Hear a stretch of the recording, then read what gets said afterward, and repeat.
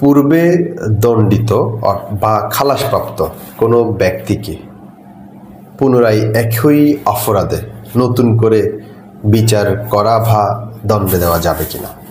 এটি একটি আইনের জটিল একটি প্রশ্ন। আপনারা যারা আইনের প্রতি আগ্রহী এবং আইন জানতে চান তাদের জন্য মূলত আজকের এই আলোচনা।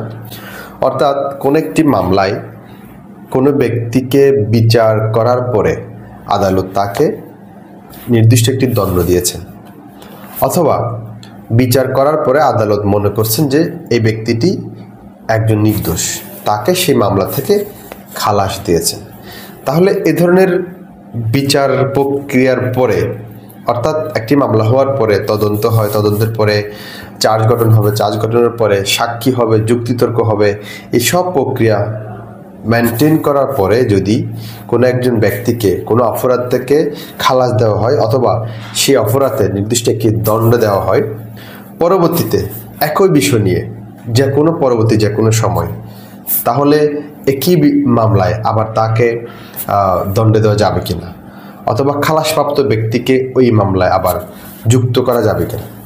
তাহলে ফৌজদারি কার্যবিধি 1898 সালের 304 ধারায় এই বিধানে স্পষ্ট বলছে যে পূর্বে খালাসপ্রাপ্ত বা দণ্ডিত কোনো ব্যক্তিকে একই বিষয়ে নতুন করে মামলায় সংযুক্ত করা কিংবা দণ্ড দেওয়া যাবে না।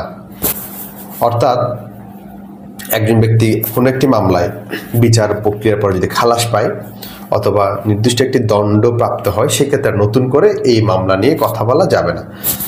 তবে আপিল করা যাবে বা রিভিশন বা রিভিউ করা যাবে, এগুলার পথ খোলা আছে, কিন্তু নতুন করে বিচার করা যাবে না। তবে এই মামলাটি শেষ হতে হবে বিচার প্রক্রিয়ার মাধ্যমে, অর্থাৎ সাক্ষী গ্রহণ, যুক্তিতর্ক, জেরা ইত্যাদি কার্যক্রম শেষ হওয়ার পরে।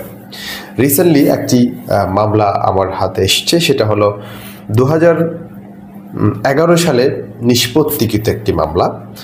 যে মামলাটি তদন্ত করে পুলিশ সেখানে ফাইনাল রিপোর্ট দিয়েছে, অর্থাৎ আসামিদেরকে মামলা থেকে অব্যাহতি চেয়েছে এবং ম্যাজিস্ট্রেট সে অনুযায়ী আসামিদেরকে খালাস দিয়েছে, অর্থাৎ মামলাটি ক্লোজ করে দিয়েছেন।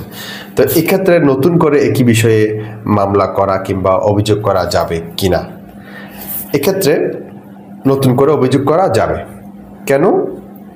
কারণ আগেই বলছি যে মামলাটি বিচার প্রক্রিয়ার মাধ্যমে খালাস পেতে হবে, সেক্ষেত্রেই যাবে। যদি বিচার প্রক্রিয়ার মাধ্যমে না হয়, শুধুমাত্র তদন্তের কারণে যদি মামলা নিষ্পত্তি হয়, সেক্ষেত্রে অবশ্যই নতুন করে অভিযোগ আনা যাবে।